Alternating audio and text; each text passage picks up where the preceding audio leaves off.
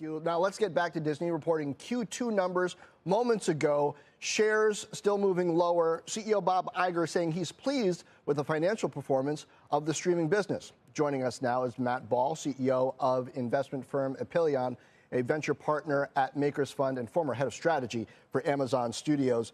Matt, welcome. Now, you said you were watching these declining average revenue per user numbers from Disney. It seems like Disney's paying more attention to the revenue piece than the user piece, looking to get those numbers up. Well, look, it's clear that they have started to correct the ARPU challenge that came with the introduction of an ad tier that was priced at the prior ad-free tier, enabling them to hike the price of the old Disney Plus by several dollars. Churn has been low, and yet this drop in subscribers is a bit of a concern. Why? Well, we know that the company is still losing quite a bit of money, about $659 million this last quarter. That's leagues away from the Bob Chapek high at more than $1.5 billion, even down from $1.1 billion last quarter. But there's a general consensus that we need not just less spending, but also far more consumers and far higher ARPU to turn this into a great business. And that's what shareholders want.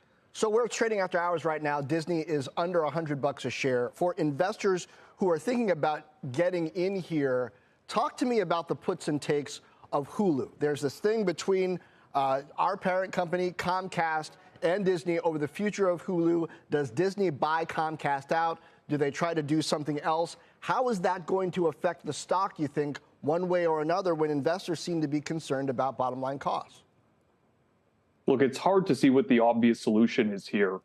I think Comcast is really going to try and stick Disney with that $19 billion or so sum, but it's hard to imagine that Disney is going to want to spend $9 billion back to Comcast just to get the remaining portion of a business that's already losing money that shareholders don't seem super excited about. And the success of Disney Plus internationally, especially with Hotstar as well, suggests that it's not as important as 3 years ago many investors imagined.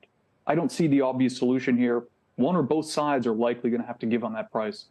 So you think it's a price issue and Disney ends up taking it, or Comcast ends up taking it? What do you think happens? If we were talking about a month ago, prior to the departure of Jeff Shell, a clear advocate for D2C at Comcast, as well as the primary force behind Peacock, I would have guessed that Comcast would have bought the entity. After Shell and with Comcast Mike Cavanaugh at the helm, I really think it's unclear. Amazon also higher today by more than 3%, as a matter of fact. But they've been cutting a lot of things. How key do you think Prime still is, and how much is Amazon's presence in this market a competitive issue for the likes of Disney? I think, look, anytime you have two of the largest companies on earth, Apple inclusive, who are in video as part of other parts of their businesses, in some regards, just the advertising business, a $40 billion behemoth. For Amazon, a $400 billion business in primarily hardware and services for Apple, it's hard to imagine how that's good for margins. If you go back a decade, cable network television in the United States was in the top decile of all U.S. businesses on EBITDA margins. That's pretty unusual. It's 4 times the industry average. And the introduction of large streaming giants from tech companies that don't need profits in that category, that's not good.